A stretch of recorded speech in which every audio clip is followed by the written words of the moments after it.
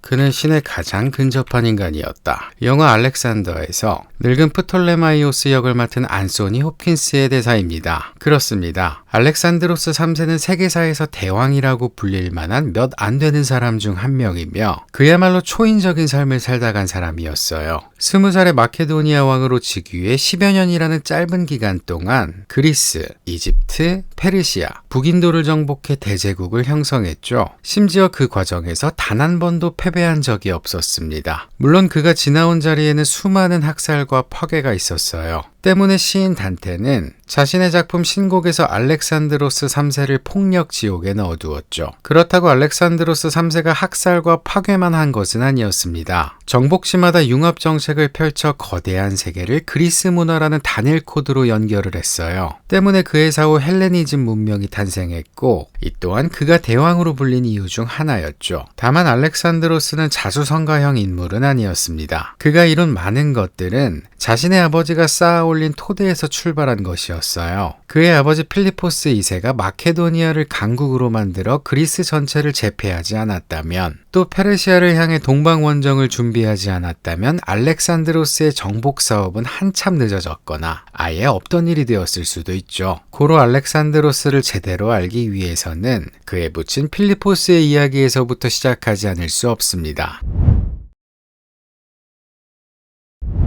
필리포스는 마케도니아의 왕이었습니다. 마케도니아는 자신들을 제우스의 자식 마케돈의 후손이라고 여긴 마케도노스족의 국가였는데요. 그리스 동북부에 위치한 이곳은 고지대와 저지대 두 구역으로 나뉘어 있었죠. 일단 고지대는 척박한 산악지대였지만 양질의 목재가 자라 경제적 이점이 있었고요. 저지대는 비옥한 땅과 지중해성 기후 때문에 나름 곡창지대를 이루었습니다. 마케도니아인들은 작은 부족 단위로 흩어져 계절에 따라 고지대와 저지대를 이동하며 생활을 했죠. 그러던 기원전 7세기 중엽 피에리아 지역의 아르게아스 부족이 여러 흩어져 있는 부족들을 통합해 아르게아스 왕조를 세우게 돼요. 아이가이를 수도로 삼은 아르게아스 왕조는 헤라클레스 혈통을 지닌 자신들만이 마케도니아의 왕이 될 수 있다고 주장했습니다. 한편 비슷한 시기 아테네에서는 솔론이라는 걸출한 지도자가 사회를 개혁해 민주정으로 나아가는 길을 닦았는데요. 이러한 시민 중심의 그리스 도시 국가들이 보기에 마케도니아는 자신들이 오래전에 졸업한 후진적 군주정을 벗어나지 못한 국가였죠. 때문에 그리스 중심부 사람들은 마케도니아인들을 야만인이라는 뜻의 바르바로이라고 불렀습니다. 정확히 바르바로이는 알아들을 수 없는 말을 하는 야만인이라는 뜻으로 외국인을 얕잡아 부르는 말이었어요. 사실 마케도니아인 입장에서는 억울한 멸칭이었습니다. 그들의 주요 뿌리는 인도 유럽어족 계열인 도리아인으로 펠로폰네소스 반도에 있는 그리스인들과 같았거든요. 심지어 아르게아스 왕조는 자신들의 기원을 아르고스 왕이라고 주장했죠.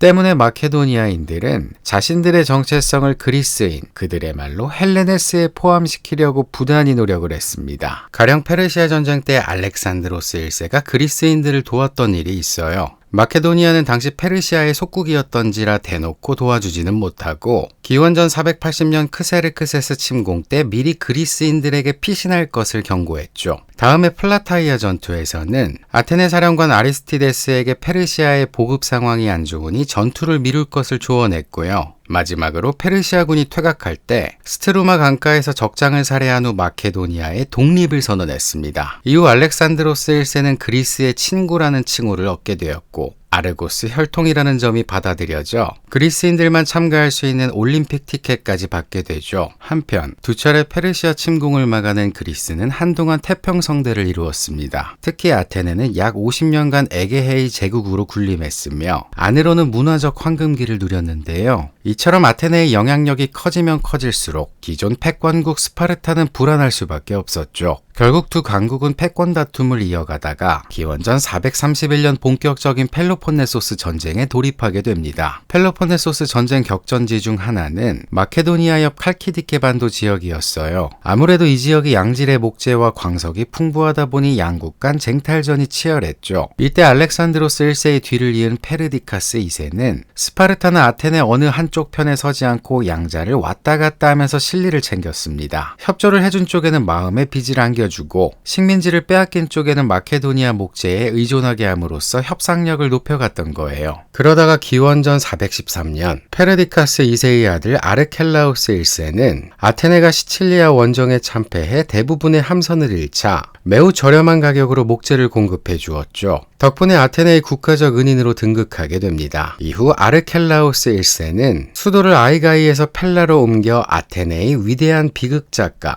음악가, 화가를 초청했어요. 그리고 마음껏 그들의 예술을 펼치게 했죠. 마케도니아가 더 이상 예전의 바르바로이가 아니라는 듯 말입니다. 그러나 그러한 위세도 잠시 펠로폰네소스 전쟁 5년 후인 기원전 399년 아르켈라우스 1세가 사냥 도중 암살을 당하면서 마케도니아 왕조는 한동안 혼란에 빠지게 되죠. 계속해서 시해가 이어져 7년도 채 안 돼 5명의 왕이 바뀌게 됩니다. 이 부침은 아민타스 3세가 전국을 수습한 후에야 겨우 끝나게 되는데요. 이 아민타스 3세의 막내 아들이 바로 알렉산드로스 대왕의 아버지 필리포스 2세였죠.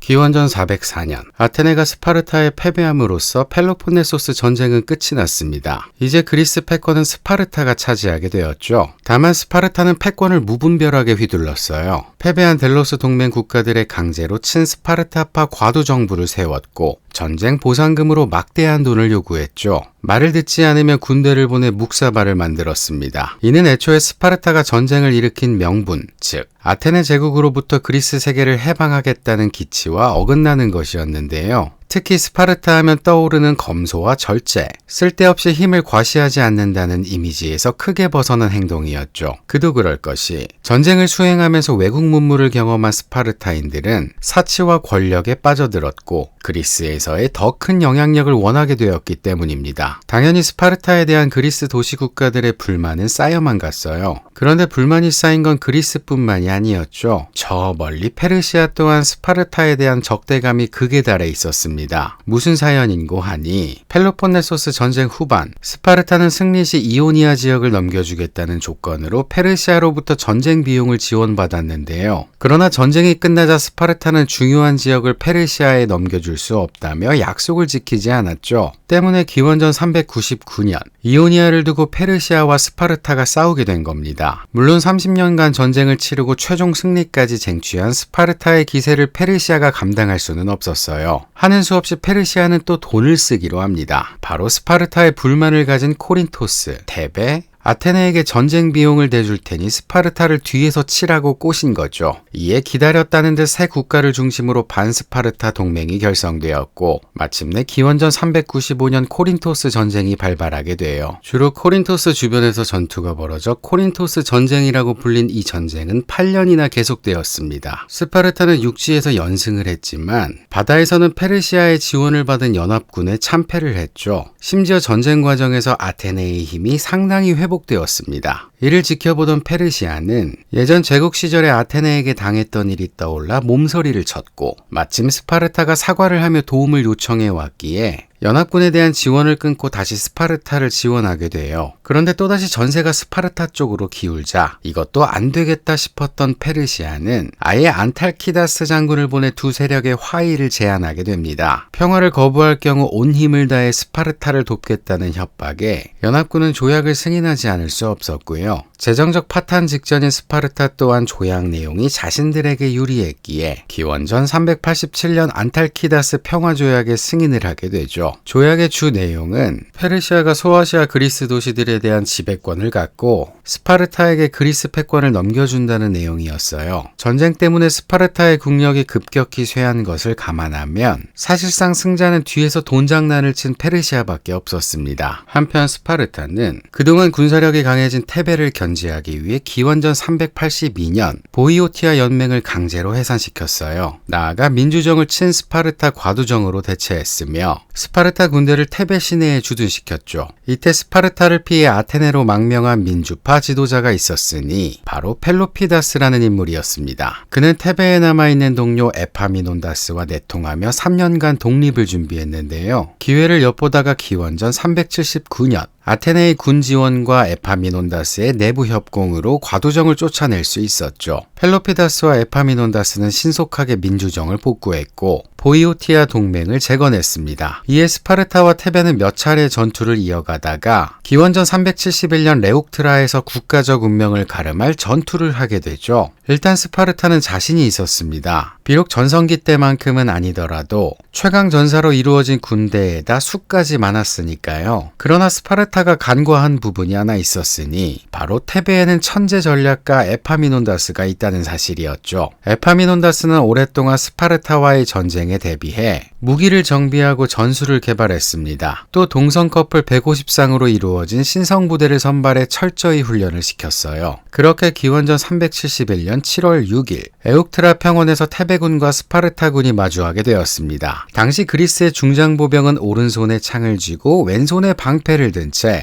8줄 혹은 12줄로 서서 사각형 대형을 만들었죠. 아무래도 방패로 자신의 왼쪽 절반과 왼쪽 사람의 오른쪽 절반을 방어하다 보니 맨 우측 사람의 오른쪽은 아무도 방어해 줄 수 없었어요. 때문에 오른쪽 대열에 가장 노련하고 강한 병사들이 배치가 됐습니다. 이른바 팔랑크스라고 부르는 이 밀집방진의 전투 방식은 결국 적과 묵직하게 충돌해 상대방의 대형을 무너뜨릴 때까지 밀어붙이는 것이었는데요. 이러한 전투는 7살 때부터 아고게에서 치열하게 훈련한 스파르타 병사들이 가장 잘하는 것이었죠. 여기에 테베군의 수가 중장보병 6,000에 기병대 1,500명이었던 데 비해 스파르타는 중장보병 10,000명에 기병대 1,000명으로 수적 우위에 있어 승리 가능성이 훨씬 높았습니다. 이에 에파미논다스는 불리한 상황을 역전하기 위해 중장보병 대형에 파격적인 변화를 줬어요. 통상 우측 대열에 최정예 부대를 두었던 것과 정반대로 왼쪽 대열에 신성부대를 비롯한 정예부대를 배치한 거죠. 아예 스파르타 정예부대와 정면으로 부딪히기로 한 겁니다. 다만 스파르타의 클레온브로토스 왕이 팔랑크스를 12줄로 일정하게 배치한 것과 달리 에파미논다스는 좌익을 파격적으로 50줄로 세웠고요. 대신 병사가 모자란 만큼 중앙과 우익을 얇게 배치했죠.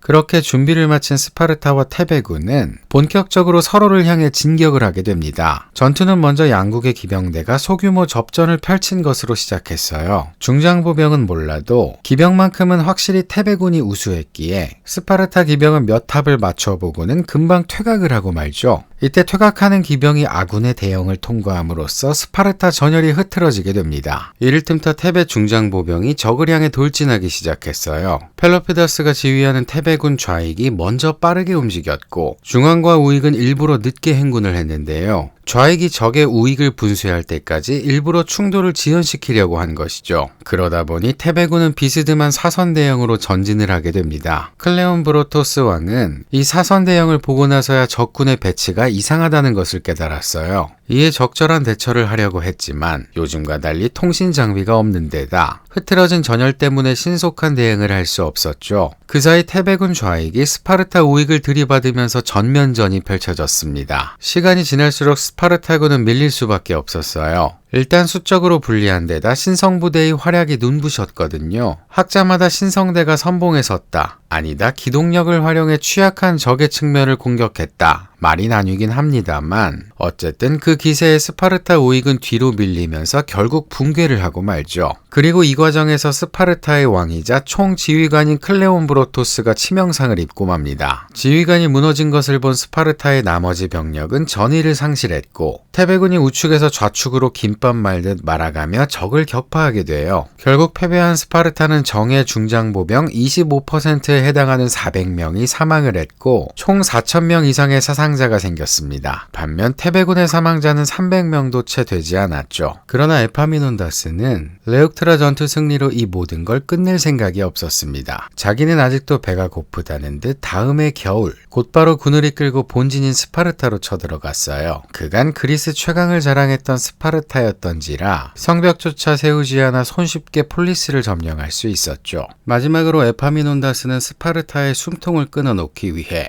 200여 년간 스파르타의 경제를 떠받치고 있던 메세니아의 노예 헤일로타이드를 해방시켰습니다. 그렇게 정예병사와 경제력을 잃은 스파르타는 순식간에 무너졌어요. 이제 그리스 패권은 테베로 넘어가게 되었습니다. 한편 그 다음에 마케도니아에서는 아민타스 3세가 죽고 그의 장남 알렉산드로스 2세가 왕위에 올랐는데요. 테베가 전쟁 직후 정신없는 틈을 타 테살리아 내전에 개입을 했죠. 그리고 여러 도시를 장악해 수비대를 배치했어요. 이에 테베는 자기 머리맡에서 깐족되는 마케도니아가 짜증이 났습니다. 결국 참다 못한 펠로피다스가 직접 군대를 이끌고 마케도니아 수비대를 몰아냈죠. 나아가 언제 자신들을 위협할지 모를 아테네와 동맹을 끊고 테베와 동맹을 맺도록 강요했어요. 그 보증으로 기원전 367년 알렉산드로스 2세의 동생 필리포스 2세를 볼모로 끌고 가게 됐고요. 15세의 테베로 끌려간 필리포스는 거의 3년을 볼모로 지냈습니다. 볼모라고는 하지만 사실 꽤 안락한 시간을 보냈죠. 특히 부유한 귀족 판메네스의 집에서 지내며 다양한 경험을 할 수 있었는데요. 판메네스는 레옥트라 전투에서 최전방 지휘관으로 활동했던 사람으로 펠로피다스, 에파미논다스와 자주 교류를 했습니다. 따라서 필리포스는 테베의 두 거물을 가까이서 지켜볼 수 있었죠. 일단 그는 펠로피다스에게서 정치란 무엇인가를 배웠고요. 에파미논다스에게는 군대의 편성과 전술, 지휘체계 등을 배웠습니다. 무엇보다 필리포스 2세는 에파미논다스의 검소함과 절제 있는 생활을 본받고 싶어 했어요. 또 하나, 필리포스 2세는 외부인의 시각으로 당시 그리스 정세를 긴밀히 살폈죠. 그가 보기에 그리스 폴리스들은 오랜 전쟁 때문에 다시 예전과 같은 활기를 찾기 힘들어 보였습니다. 아마도 필리포스는 이를 마케도니아의 기회로 여겼을 거예요. 그러던 기원전 364년, 이제 더 이상 마케도니아가 아테네와 가까워질 기미가 보이지 않자 테베는 필리포스 2세를 고국으로 돌려보내게 되죠. 그렇게 18이 된 필리포스는 마케도니아로 돌아가게 됩니다. 그런데 필리포스가 볼모로 잡혀있던 사이 마케도니아에서는 첫째 형 알렉산드로스 2세가 암살을 당해 둘째 형 페르디카스 3세가 왕위에 올라 있었어요. 그리고 그 둘째 형마저도 필리포스 복귀 후 일리리아와 싸우다가 전장터에서 죽고 말죠. 이후 필리포스 2세는 어린 조카 아민타스 4세의 섭정을 하다가 왕위를 찬탈해 기원전 359년 마케도니아의 왕이 됩니다. 레옥트라 전투 이후 펠로폰네소스 반도 폴리스들이 하나둘 스파르타에 등을 돌리기 시작했습니다. 이를 이용해 테베는 펠로폰네소스 반도 중부 폴리스들을 묶어 아르카디아 동맹을 설립, 스파르타를 펠로폰네소스에 가둬놓으려고 했죠. 그러나 시간이 지나 스파르타의 노력으로 만티네이아가 아르카디아 동맹에서의 이탈 의사를 밝히게 되고, 이를 계기로 기원전 362년 테베를 중심으로 한 동맹과 스파르타를 중심으로 한 동맹이 만티네이아 전투를 치르게 됩니다. 여기에 테베의 세력 확장을 견지하던 아테네가 스파르타를 지원하게 됨으로써 판이 커졌어요. 그러나 이 전투에서도 에파미논다스는 사선 대형으로 스파르타 연합군의 승리를 하게 되죠. 다만 이번엔 연합군도 미리 대비를 했기 때문에 쉽사리 상대 좌익에 밀리지 않음으로써 테베군에 치명적인 피해를 입히게 됩니다. 바로 에파미논다스가 전투 중 사망을 한 거예요. 2년 전 전투 중 사망한 펠로피다스에 이어 에파미논다스까지 전사하자 테베는 더 이상 위협적인 국가가 아니게 되었습니다. 그리스는 이제 권력 공백 상태가 되었고 고만고만한 폴리스들이 끝없는 소모전을 벌이는 상황에 처하게 되었죠. 한편 23세 나이에 마케도니아 왕이 된 필리포스 2세의 상황도 그리 좋지 않았어요. 서쪽의 일리리아, 북쪽의 트라키아, 동쪽의 칼키디케 반도의 도시국가들, 남쪽의 테살리아와 테베가 불안정한 마케도니아를 호시탐탐 노리고 있었으니까요. 때문에 필리포스는 즉위 후 가장 먼저 군대를 개혁하기로 합니다. 그 첫 번째 개혁이 바로 팔랑크스를 마케도니아 버전으로 재탄생시키는 거였어요. 원래 팔랑크스를 이루는 중무장보병, 일명 호플리테스는 직접 자신이 갑옷, 방패, 창을 구입할 재력이 있는 중산층들로 운영됐거든요. 그러나 마케도니아에는 이런 중산층이 부족했습니다. 그래서 필리포스가 고안한 것이 바로 사리사라는 새로운 무기를 내놓는 것이었어요. 사리사는 4에서 6m 길이의 창을 말하죠. 기존 호플리테스가 사용한 2m의 창보다 무려 2배가 넘는 길이였습니다. 이 무거운 사리사를 개인이 손쉽게 다룰 수는 없었고요. 그저 겨드랑이에 창을 끼고 양손으로 방향을 조정하면서 정면을 향해 힘차게 내뻗는 용도였죠. 그리고 이 와중에 방패까지 들 수는 없어 직경 60cm의 작은 방패를 왼팔과 어깨에 끈으로 고정해야 했습니다. 이렇게 사리사를 든 채 전열을 좁게 서면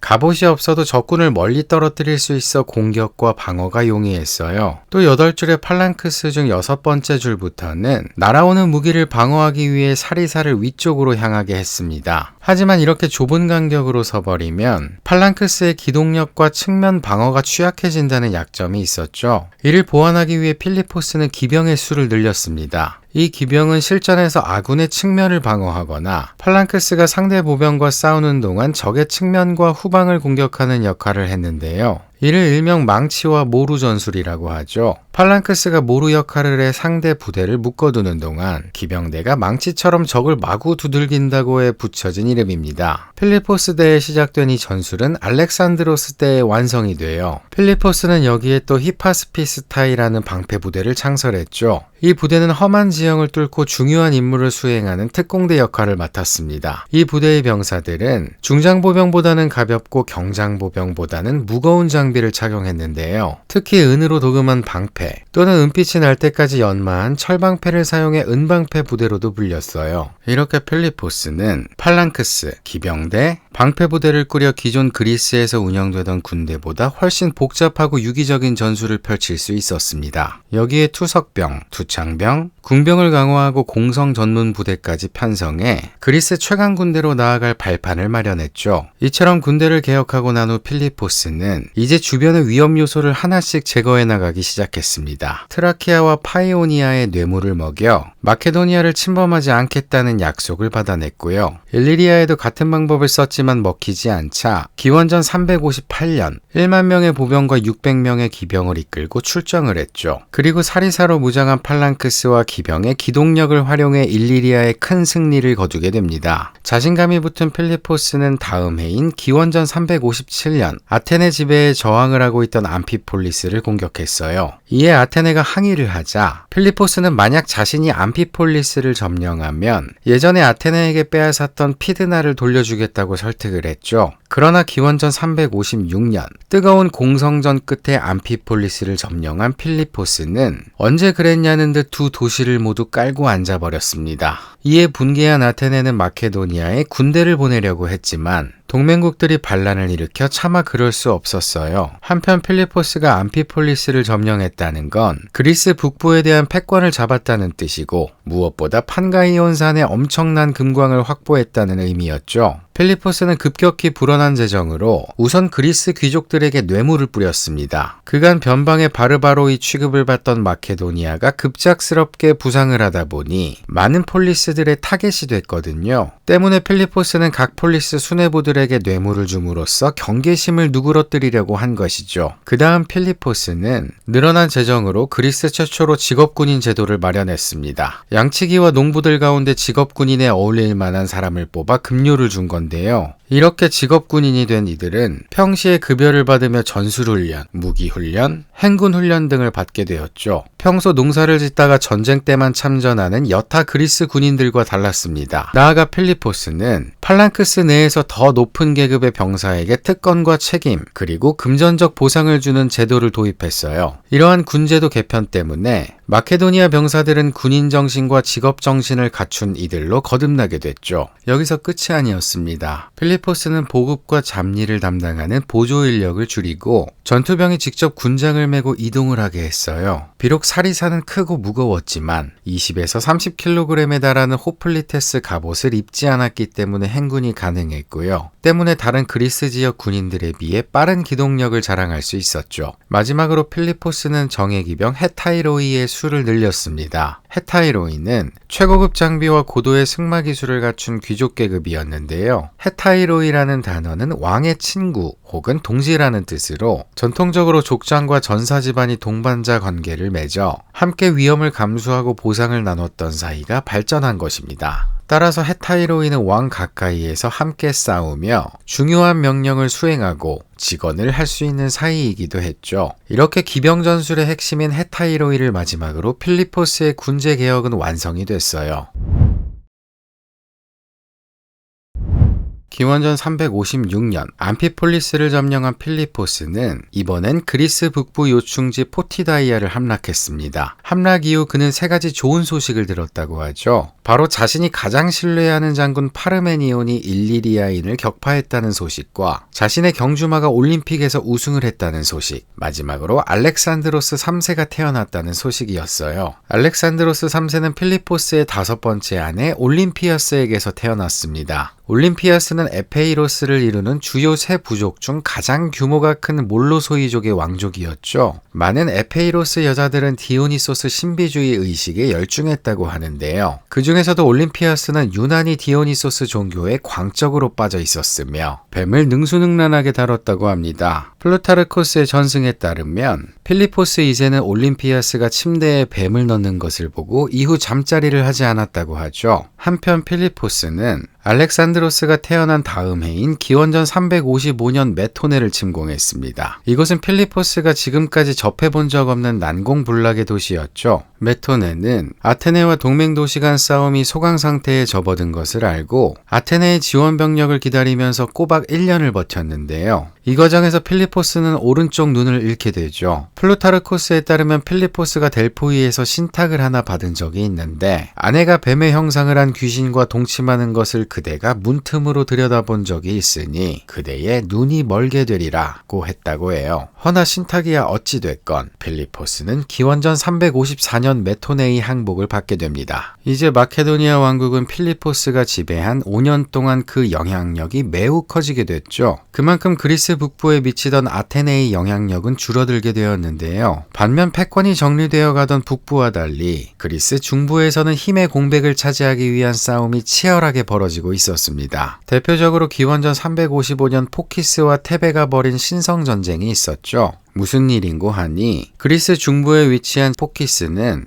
에파미논다스가 사망한 만티네이아 전투 때 파병을 거부함으로써 테베와 사이가 틀어졌는데요. 이에 테베는 포키스가 델포이 신전 부근을 점령한 것에 대해 암피크티오니아 동맹회의에서 막대한 벌금을 때려버립니다. 그러자 포키스는 어차피 감당할 수 있는 벌금도 아니겠다. 아예 델포이 자체를 점령해버렸죠. 그리고 신전에 보관되어 있던 그리스 공동자금을 착복한 후 용병을 고용해 테베와 전쟁을 치르게 돼요. 여기에 평소 테베를 눈엣가시처럼 여긴 아테네와 스파르타가 포키스에 합세함으로써 전쟁의 판이 커지게 됩니다. 그렇게 본격적으로 여러 도시 국가의 지원을 받은 포키스와 테베의 보이오티아 연맹이 치열한 전투를 벌이기 시작했어요. 그리고 어느 한쪽이 완전한 승기를 잡지 못하던 차 전쟁의 불씨가 테살리아 지역으로 옮겨붙게 되죠. 이 또한 무슨 일인고 하니 테살리아에는 페라이와 라리사라는 도시가 패권 다툼을 하고 있었는데 돌연 페라이가 포키스와 동맹을 맺어버린 거예요. 때문에 포키스의 군대가 테살리아로 밀고 들어가게 되고 이에 라리사도 가만히 있을 수 없어 혼인동맹을 맺은 필리포스에게 구원 요청을 하게 된 겁니다. 이 당시 동맹국의 원조를 제공하지 못하는 것은 큰 불명예로 여겨졌기에 필리포스는 남하를 해 자연스럽게 신성전쟁에 휘말리게 되죠. 그렇게 기원전 354년 지원 요청을 받은 필리포스 2세는 곧장 군대를 이끌고 테살리아로 향했습니다. 그리고 포키스의 사령관 오노마르코스와 전장에서 마주하게 되는데요. 여기서 필리포스는 오노마르코스가 끌고 온 투석기에 2번이나 패배하게 되죠. 때문에 별 힘을 써보지도 못하고 마케도니아로 돌아가 겨울을 보내게 됩니다. 그리고 이듬해 기원전 353년 필리포스는 심기일전에 다시 테살리아로 내려왔는데요. 테살리아에서 병사와 말을 징집한 그는 파가사이만 근처 평원에서 오노마르코스와 2차전을 펼치게 됐죠. 필리포스는 병사들에게 아폴론의 상징인 월계관을 씌워 전투에 내보냈습니다. 이제 너희들은 아폴론의 신하로서 델포이를 강점한 불안당들을 단죄할 것이다. 신의 가호가 함께할 테니 두려워 말고 싸우라는 의미예요. 이에 성전의 주체가 된 듯한 느낌에 병사들의 사기가 한껏 올라갔죠. 반대로 월계관을 쓴 적을 맞은 포키스 연합군은 자신들이 마치 신의 뜻을 거스르는 것처럼 느껴져 순식간에 사기가 내려갔습니다. 여기에 테살리아의 우수한 말을 활용한 기병전술로 필리포스는 전투에서 승리를 하게 돼요. 이 전투에서 포키스군 6천여 명이 사망했고 3천여 명이 포로로 잡혔죠. 필리포스는 아폴론 신전을 더럽힌 죄로 오노마르코스의 시신을 십자가에 매달았습니다. 이로써 필리포스는 테살리아에서 포키스를 몰아내고 페라이의 항복을 받아냈어요. 그는 이제 신의 복수자이자 종교의 수호자로 칭송되었죠.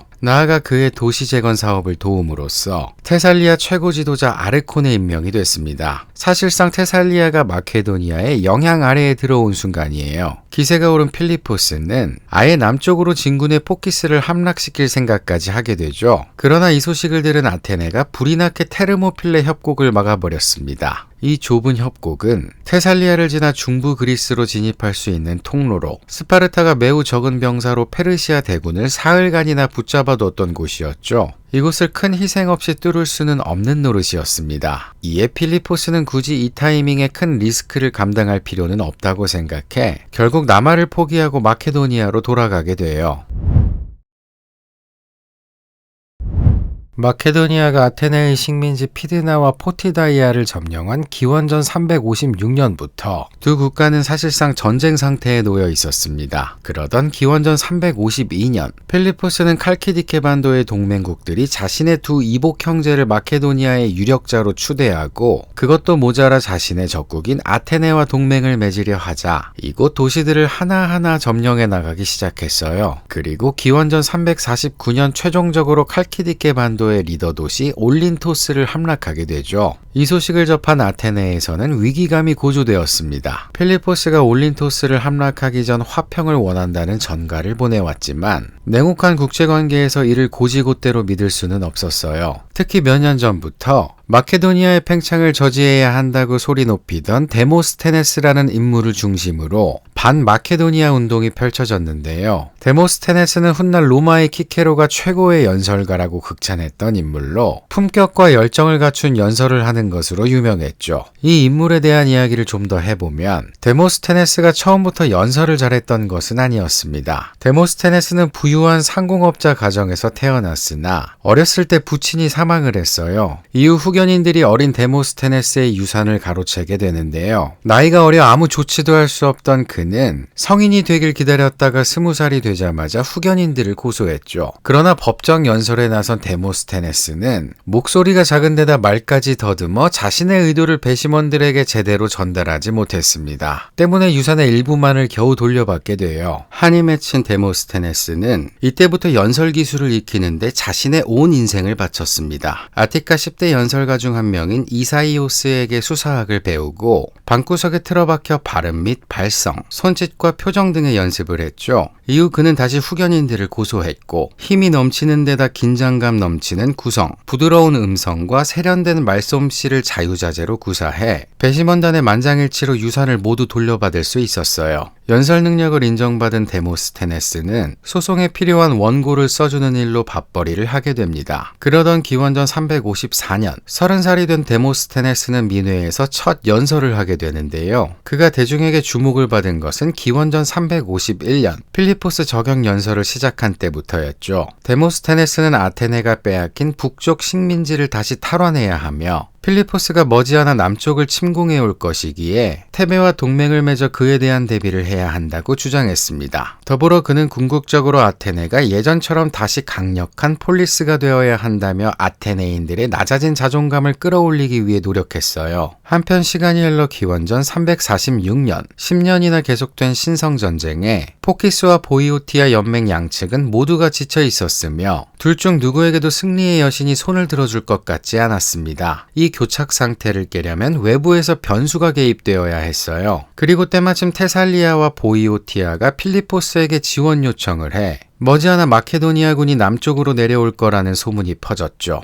이에 포키스는 아테네와 스파르타에게 테르모필레로 군대를 보내달라는 요청을 합니다. 그러나 필리포스와 싸우기에는 포키스 내부 문제가 너무나 심각했어요. 델로스 신전에서 빼내오던 군자금이 바닥나 용병 고용이 힘들어졌고 내부 정파들이 공동체의 앞날보다 자기 살 길만 궁리하는 각자 도생이 벌어지고 있었습니다. 그 와중에 이전에 군 지휘를 하다가 쫓겨났던 팔라이코스 장군이 다시 복귀하면서 뜬금없이 아테네와 스파르타의 테르모필레 파병을 거부하게 되죠. 이에 아테네는 필리포스가 테르모필레를 통과하면 용병으로 연명하던 아테네가 위험해지기에 마케도니아에 사절을 보내 화평을 논의하는 것이 낫겠다는 결론을 내렸어요. 그렇게 민회의 결정에 따라 아테네는 마케도니아로 평화사절단을 보내게 됩니다. 그런데 특이하게도 이 사절단에는 주야장천 필리포스를 욕하던 데모스테네스도 포함되어 있었죠. 그 또한 아직 아테네의 힘이 모자라기에 힘을 비축할 시간이 필요하다고 판단했던 거예요. 그렇게 아테네 사절단은 마케도니아 수도 펠라에 도착하게 됩니다. 헌데 그들의 눈앞에 놀라운 광경이 펼쳐져 있었죠. 바로 테살리아, 테베, 스파르타, 포키스 등 그리스 전역의 사절단이 이곳에 모여 있는 거였어요. 이들 모두가 필리포스 왕의 처사나 중재만을 바라보고 있었습니다. 이에 필리포스는 자신을 만나러 온 각국의 사절단들과 하나하나 회담을 하면서 군대를 이끌고 남쪽으로 행군을 했죠. 그리고 아테네 사절단은 마케도니아군이 테살리아에 이르러서야 평화협정을 맺고 자국으로 돌아갈 수 있었어요. 한편 이는 필리포스의 계략이었습니다. 회담을 천천히 진행해 시간을 끄는 동안 마케도니아 군대가 별 저항 없이 테르모필레를 통과해버렸거든요. 어려운 관문을 손쉽게 통과한 필리포스는 곧장 포키스로 달려갔습니다. 그리고 무혈 입성을 했죠. 포키스의 사령관 팔라이코스가 자신과 용병 8,000명을 무사히 떠나게 해준다는 조건으로 도시를 넘겼기 때문인데요. 포키스가 테르모필레를 막지 않은 이유도 이 때문이었습니다. 결국 포키스를 점령한 필리포스는 이곳을 매우 작은 마을로 축소시켜버렸고 델포이에서 약탈한 금액이 채워질 때까지 매년 돈을 갚게 했죠. 이는 이전 그리스 전쟁 승자들이 한 것에 비해 상당히 관대한 처사였어요. 그렇게 기원전 346년 필리포스에 의해 신성전쟁이 끝나게 됩니다. 더불어 마케도니아는 암피크티오니아 동맹의 리더가 되었죠. 암피크티오니아는 델포이 신전의 안보와 재래 유지를 위해 신전 주변 폴리스들이 결성한 동맹인데요. 이 동맹은 종교적 의미뿐 아니라 정치적 의미도 지니고 있어 회의를 주재하는 리더국에 많은 권한이 있었습니다. 그렇게 한때 바르바로이라고 불리던 변방의 마케도니아가 그리스 동맹의 리더가 되었어요. 필리포스의 나이 불과 30대 중반이었죠. 신성전쟁이 끝나기 1년 전, 그러니까 기원전 347년에 아테네의 대철학자 플라톤이 사망하게 됩니다. 이때 그의 애제자 아리스토텔레스가 아테네를 떠나게 되는데요. 펠라의 궁정의사를 지낸 아버지를 따라 어린 시절을 마케도니아에서 보낸 이력 때문이었죠. 당시 아테네에서는 데모스테네스를 필두로 반마케도니아 정서가 형성되고 있었기에 친마케도니아 인사로 분류된 자신에게 행여 불똥이 튈까 미리 피신을 한 것입니다. 그렇게 아리스토텔레스는 37세에 이오니아 지역으로 건너가 한동안 강의와 동물 연구에 몰두하게 돼요. 그러다가 기원전 343년 필리포스로부터 마케도니아로 와달라는 전가를 받죠. 둘은 2살 차이밖에 나지 않기 때문에 어린 시절 펠라 궁정에서 아는 사이로 지냈을 가능성이 있습니다. 펠라로 간 아리스토텔레스는 13세가 된 필리포스의 아들 알렉산드로스를 교육해달라는 부탁을 받았어요. 그리고 승낙을 했죠. 아리스토텔레스는 펠라 근처 미에자라는 마을에 학교를 세워 알렉산드로스를 가르쳤다고 합니다. 자세한 기록이 남아있지 않아 어떤 교육이 이루어졌는지는 알 수 없지만 아마 알렉산드로스는 또래 학생들과 어울려 철학과 정치를 배우고 호메로스와 에오리피데스의 문학을 음미했을 거예요. 또 위대한 왕이 되기 위해 여러 덕목들을 익혔겠죠. 나중에 알렉산드로스가 동방원정을 할 때 지리 및 동식물을 연구하는 학자들을 대동한 데다 아리스토텔레스에게 현재의 희귀동물을 보내줬다는 이야기가 전해지는 걸 보면 자연학도 공부했을 것으로 보입니다. 아무튼 아리스토텔레스는 꽤 괜찮은 청년으로 성장하고 있었어요. 이에 플루타르코스가 전하는 일화가 하나 있죠. 바로 부케팔로스라는 말을 길들인 이야기입니다. 어느 날 한 테살리아인이 필리포스에게 부케팔로스라는 명마 한 마리를 데려왔는데요. 이 말이 하도 사나워서 누구도 그 위에 올라탈 수가 없었죠. 결국 필리포스는 탈 수 없는 말이 무슨 쓸모냐며 말 주인에게 도로 가져가라고 합니다. 이때 어린 알렉산드로스가 자기가 해보겠다며 직접 말 앞에 나섰어요. 그러고는 고삐를 붙잡아 부케팔로스의 머리를 태양 쪽으로 향하게 했죠. 말이 자신의 그림자를 보고 놀랐다는 걸 안 것입니다. 그제서야 얌전해진 부케팔로스 위에 알렉산드로스가 능숙하게 올라탔고 그때부터 부케팔로스는 알렉산드로스의 말이 되어 전쟁터를 함께 누비게 돼요. 또 이 장면을 본 필리포스는 저 아이에게 마케도니아는 매우 좁겠구나 하며 흡족해 했다고 하죠. 한편 필리포스는 신성전쟁을 끝내고 본국에 돌아와서도 눈코 뜰 새 없이 바쁘게 지냈습니다. 기원전 345년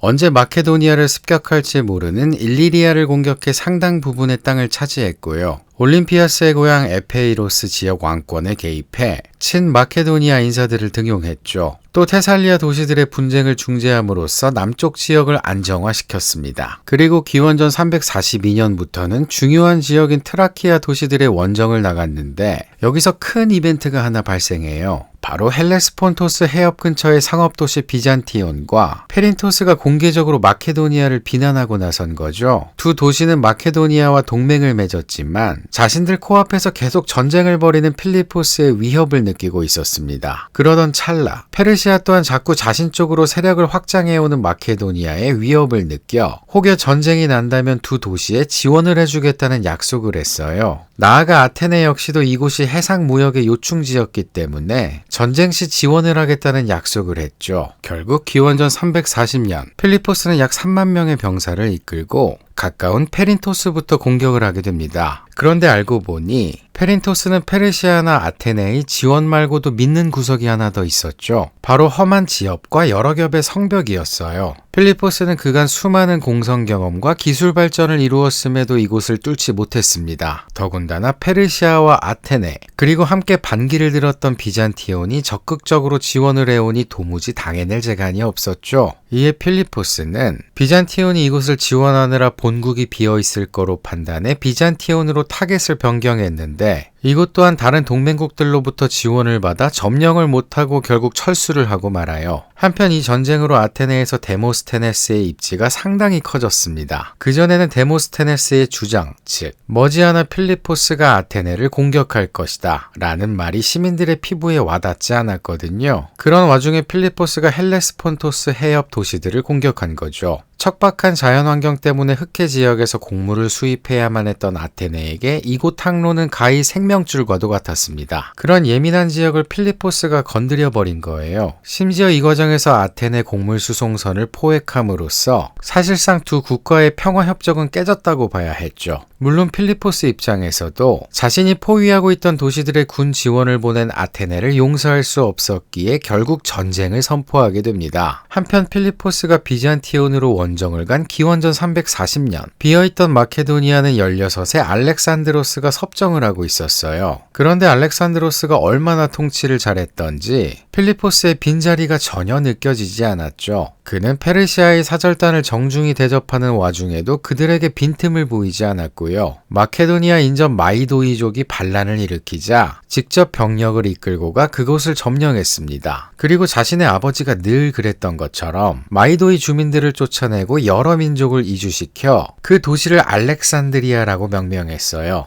이에 본국으로 돌아온 필리포스는 알렉산드로스가 해놓은 일들에 매우 만족해했죠. 이때부터 그는 자신이 가는 원정마다 늘 아들을 데리고 다녔습니다.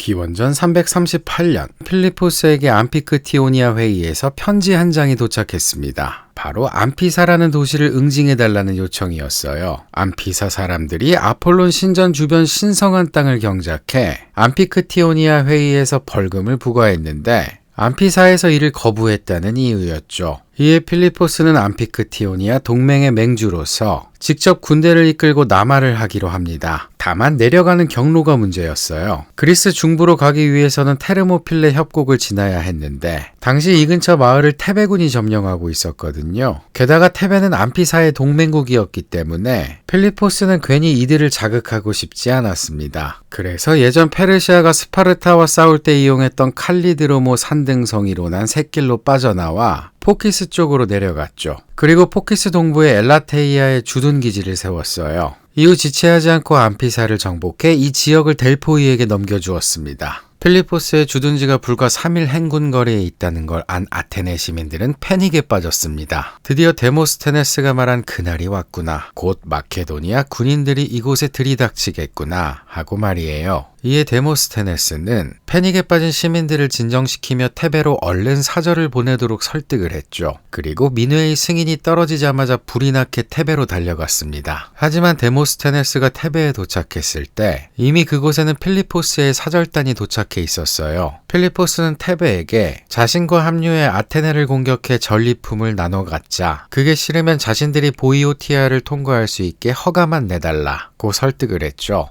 이를 들은 데모스테네스가 반격을 합니다. 필리포스를 지금 저대로 두면 안 된다. 지금 당장은 그들과 손을 잡아 안전과 이익을 꾀할 수 있겠지만 추후 저 교활한 바르바로이는 테베 당신들은 물론이고 그리스의 소중한 자유를 빼앗을 것이다 라고요. 테베는 선택을 해야 했습니다. 테베는 사실 마케도니아와 별 문제가 없는 사이였어요. 오히려 신성전쟁 때 같은 편에 섰을 정도로 우호적이었죠. 게다가 필리포스는 테베를 제2의 고향으로 여길 정도로 각별하게 생각했기에 그냥 가던 길 가시라고 길만 열어주면 되는 일이었습니다. 반대로 테베는 아테네와 오랜 적대 관계였어요. 페르시아 전쟁 때 페르시아 편을 들었기에 아테네와 적대했고요. 펠로폰네소스 전쟁 때도 둘은 여러 번 전투를 했습니다. 지역적으로 붙어 있었기에 오랜 숙적일 수밖에 없었던 거죠. 그럼에도 결국 테베는 고민 끝에 아테네와 동맹을 맺기로 하는데요. 여러 이유가 있었겠지만 이대로 두면 그리스 전체가 자신들이 무시하는 바르바로이에게 먹힐 것이 불보듯 뻔한 일이었고 무엇보다 필리포스 편에 서면 테베가 마케도니아에 종속된 이류 국가로 보일 것이 참을 수가 없었을 겁니다. 그래서 용의 꼬리보다 뱀의 머리가 되기로 한 거예요. 아테네가 육지에서 수행하는 전쟁 비용의 3분의 2를 댈 것이고 연합군 최고사령관도 테베에 넘겨주기로 했거든요. 그리고 앞으로 보이오티아 지역에서 분쟁이 일어나면 무조건 맹주인 테베 편을 들어주기로 했죠.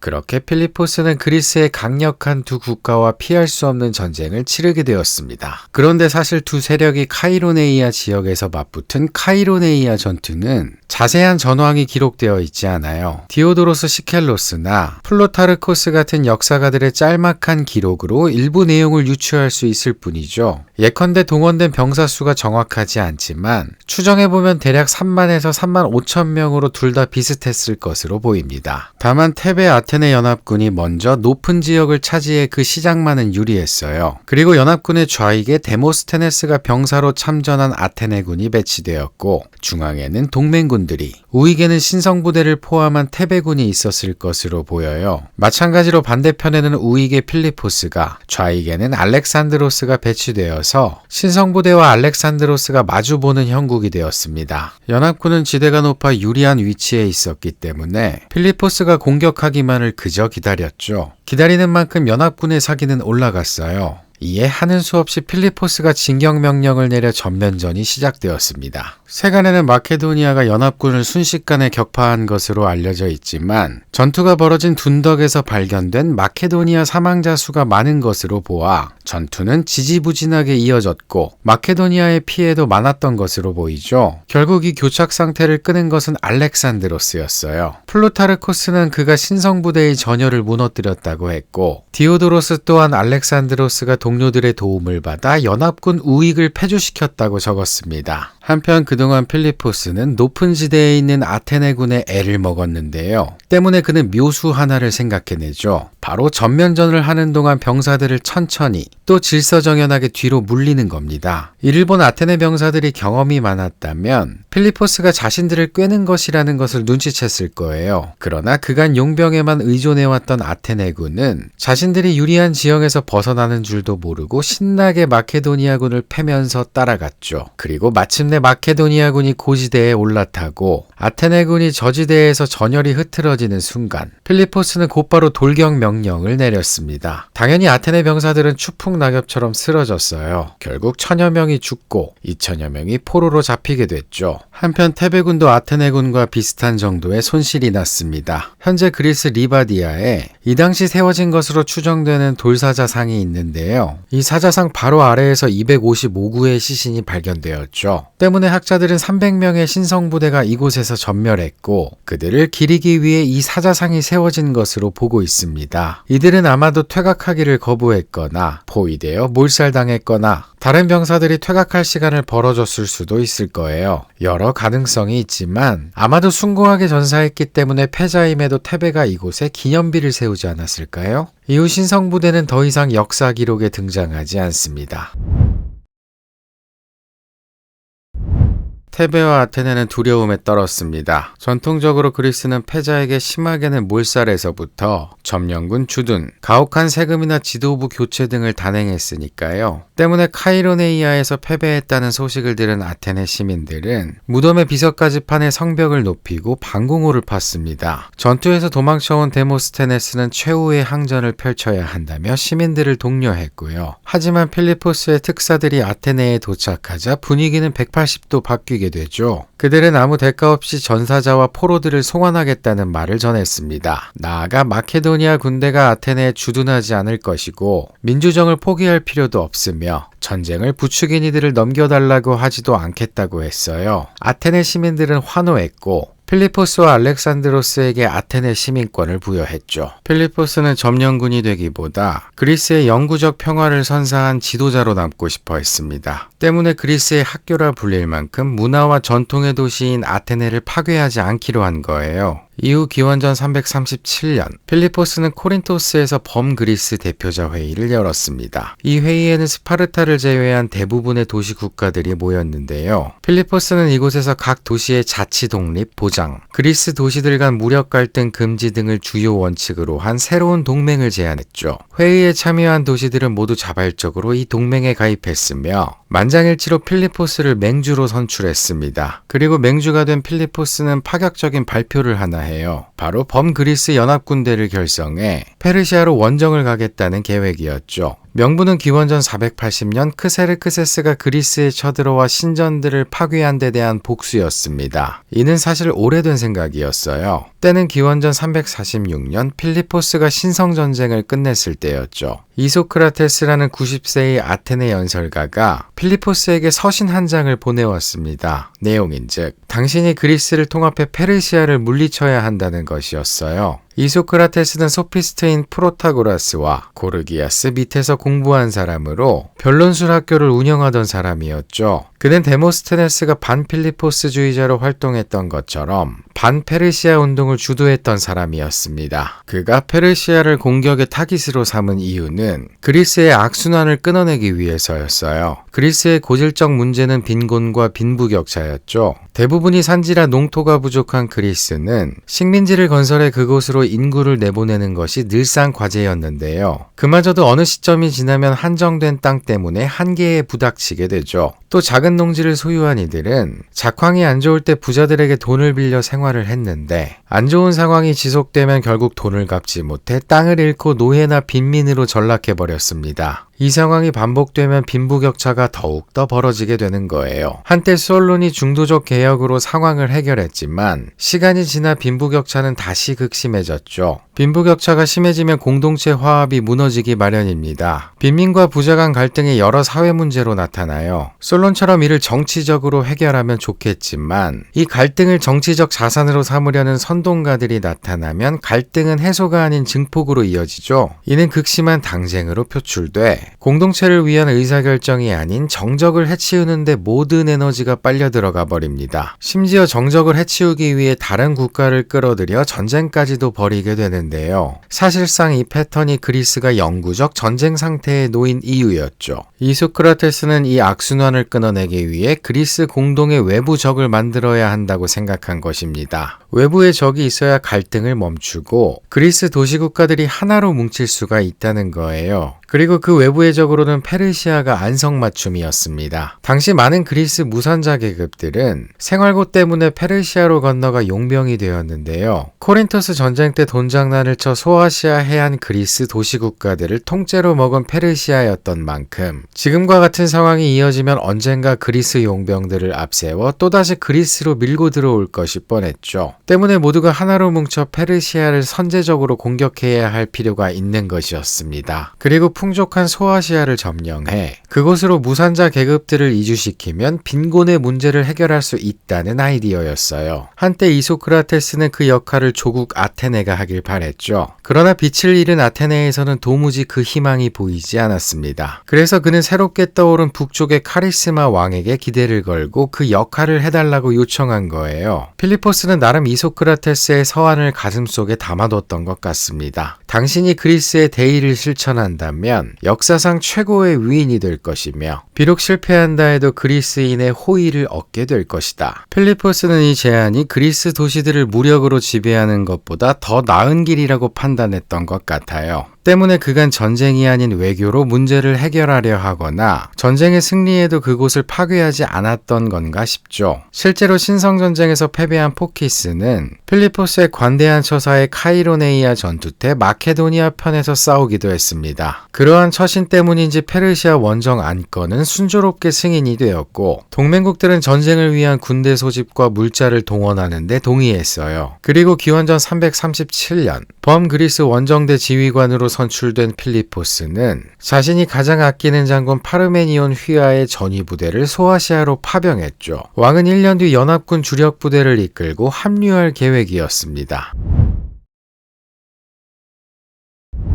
고대 문헌에는 필리포스가 페르시아 원정을 결정한 해에 사랑에 빠졌다고 전하고 있습니다. 45세 필리포스는 클레오파트라라는 이름의 10대 귀족 여성과 결혼을 했죠. 클레오파트라는 아탈로스라는 유력 귀족의 조카였는데 문헌에 따르면 필리포스는 정치적 이득이 아닌 사랑 때문에 그녀와 결혼을 했다고 해요. 그런데 결혼을 축하하는 연회에서 문제가 하나 발생했습니다. 바로 아탈로스가 사람들에게 건배를 제안하면서 필리포스와 클레오파트라 사이에 적법한 상속자가 나오게 해달라고 신들에게 기원한 거죠. 그러니까 올림피아스 같은 외국인의 피가 아닌 순수 마케도니아 혈통의 아들이 나오게 해달라는 거예요. 이에 분개한 알렉산드로스가 들고 있던 잔을 아탈로스에게 던지며 그게 무슨 뜻이냐고 싸움을 겁니다. 이를 본 필리포스가 검까지 뽑아들며 아들을 말리려고 다가갔지만 너무 취한 나머지 그만 중간에 고꾸라지고 말죠. 알렉산드로스는 넘어진 아버지를 가리키며 사람들에게 외쳤어요. 보라, 여기 유럽에서 아시아로 넘어가겠다는 자가 이 의자에서 저 의자로 넘어가지도 못하는구나. 필리포스는 분노하며 일어났지만 알렉산드로스는 이미 연회장을 떠나버린 뒤였습니다. 심지어 그는 어머니 올림피아스를 데리고 그녀의 고향 에페이로스로 떠나버렸죠. 안 그래도 아버지의 그늘에 가려 아무것도 못하고 역사 속으로 사라질 가능성이 높은데 적통 이야기까지 나오니 뚜껑이 열려버린 거예요. 알렉산드로스의 야망과 성질머리를 엿볼 수 있는 에피소드입니다. 플루타르코스에 따르면 필리포스는 친구 데마라토스의 설득으로 아들을 다시 불러들였다고 합니다. 그리고 그는 모욕을 당한 올림피아스를 달래주기 위해서인지 아니면 그저 동맹을 강화하기 위해서인지 모르겠으나 기원전 336년 알렉산드로스의 누이 클레오파트라와 그녀의 외삼촌인 에페이로스의 알렉산드로스를 혼인시키기로 하죠.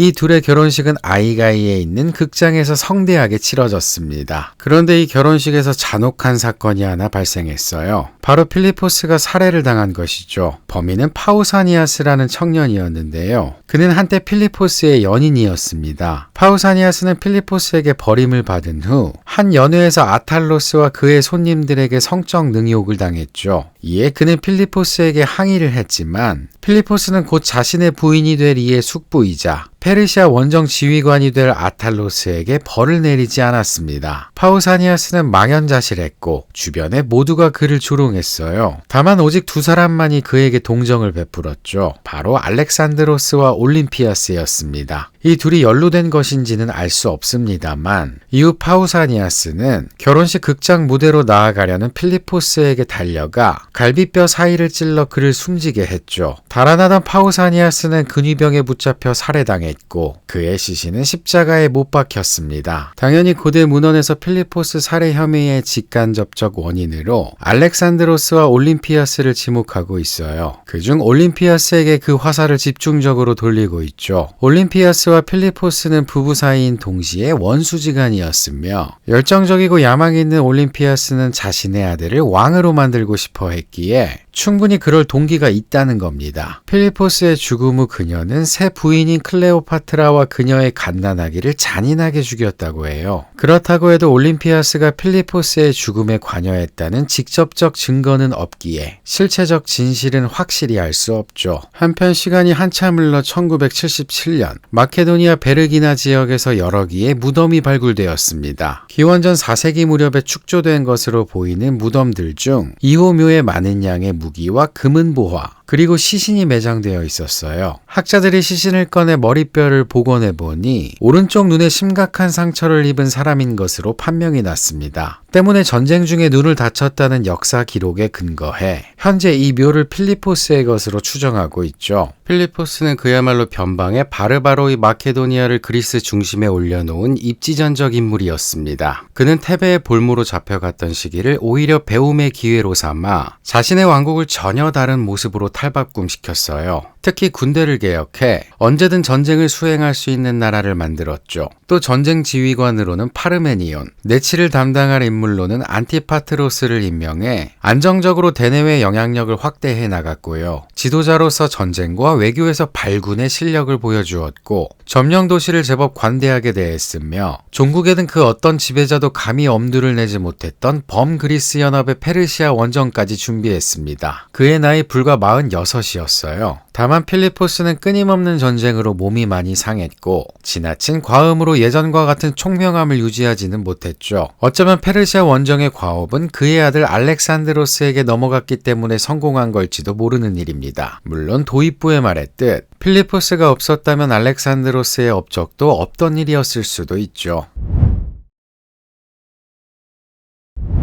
필리포스가 사망한 몇 시간 후 마케도니아의 외교, 행정, 비서를 담당하고 있던 63세의 안티파트로스가 알렉산드로스를 정식 왕으로 선포했습니다. 안티파트로스의 입지가 워낙 탄탄했던지라 그가 왕으로 선포한 알렉산드로스는 별탈 없이 최고 권력으로 인정되었죠. 20살의 왕이 된 알렉산드로스는 신중했던 필리포스와 다르게 무언가를 결정할 때 한치의 망설임이 없었어요. 즉위하자마자 페르시아에 파견되어 있던 아탈로스를 비롯해 경쟁 상대가 될 만한 이들을 빠르게 숙청했습니다. 그로써 자신의 통치권을 안전하게 확보할 수 있었죠. 다만 외부에서 슬금슬금 마케도니아의 영향권에서 벗어나려는 도시들이 나타났는데요. 특히 바로 남쪽에서 테살리아 일부 귀족들이 간을 보고 있었습니다. 이에 본보기를 보여주고자 알렉산드로스는 군대를 꾸려 테살리아로 향했죠. 그 기세에 곧바로 저항군은 꼬리를 내렸고 알렉산드로스는 테살리아 동맹의 아르콘이 되었어요. 이후 그는 멈추지 않고 코린토스까지 쭉 내려가 그리스 각국 대표들을 소환했습니다. 그렇게 또다시 스파르타를 제외한 그리스 도시 국가들이 이곳에 모였죠. 이 회의에서 각국 대표들은 별말 없이 알렉산드로스를 동맹 지도자로 선출했으며 페르시아 원정을 재차 승인하게 돼요. 그런데 알렉산드로스가 코린토스에 방문했을 때 여러분도 한 번쯤 들어보셨을 일화가 하나 전해집니다. 간단히 소개하자면 알렉산드로스가 코린토스에 뜨자 수많은 명망가와 지식인들이 그에게 얼굴 도장을 찍기 위해 장사진을 이뤘는데요. 정작 코린토스에서 가장 유명한 사상가가 그 자리에 나타나지 않았죠. 바로 키니코스 학파의 디오게네스입니다. 디오게네스는 욕심을 버리고 자연에 부합해 살면 행복해질 수 있다고 주장한 철학자예요. 그 철학을 실천하기 위해 그는 자그마한 통 속에서 살았으며 사람들이 보는 앞에서 자연스러운 행위라며 자위행위를 하기도 했죠. 그는 자신을 도시도 국가도 집도 없이 나날에 빵을 구하면서 떠도는 거렁뱅이라고 묘사했습니다. 알렉산드로스는 이 철학자가 자신을 찾아오지 않으리라는 것을 알고 직접 그를 만나러 갔어요. 그가 찾아갔을 때 마침 디오게네스는 일광욕을 하고 있었죠. 알렉산드로스는 디오게네스에게 당신이 원하는 무엇이든 내게 말해보라고 했고 디오게네스는 그 대답으로 당신이 내 햇빛을 가리고 있으니 조금만 비켜주시오 라고 했다고 합니다. 돌아가는 길에 왕의 동행들이 모두 디오게네스를 비웃었으나 알렉산드로스만이 심각한 표정을 하고는 내가 알렉산드로스가 아니었다면 디오게네스가 되었을 것이다 라고 했다고 해요. 이후 행적을 봐도 그렇고 알렉산드로스는 극단적인 것에 이끌렸던 사람인 것 같죠. 한편 중남부 그리스 도시 국가들이 순순히 알렉산드로스에게 복종을 한 반면 북쪽 민족들은 그렇지 않았습니다. 때문에 기원전 335년 알렉산드로스는 본격적으로 북벌에 나서기 시작했는데요. 이때부터 우리는 아리아노스의 알렉산드로스 원정기를 통해 그가 어떤 방식으로 군사작전을 펼쳤는지를 알 수 있죠. 알렉산드로스의 초기 전쟁 수행 양상을 보면 기록이 얼마 없어 자세히 알 수 없었던 필리포스의 전쟁 방식 또한 유추해 볼 수 있게 됩니다. 아무래도 아직 자기 스타일이 완전히 정립되지 않았을 때니까요. 알렉산드로스의 본격적인 활약은 다음 시간에 만나보도록 하죠. 내용이 재밌으셨다면 좋아요와 구독 버튼을 눌러주세요. 감사합니다.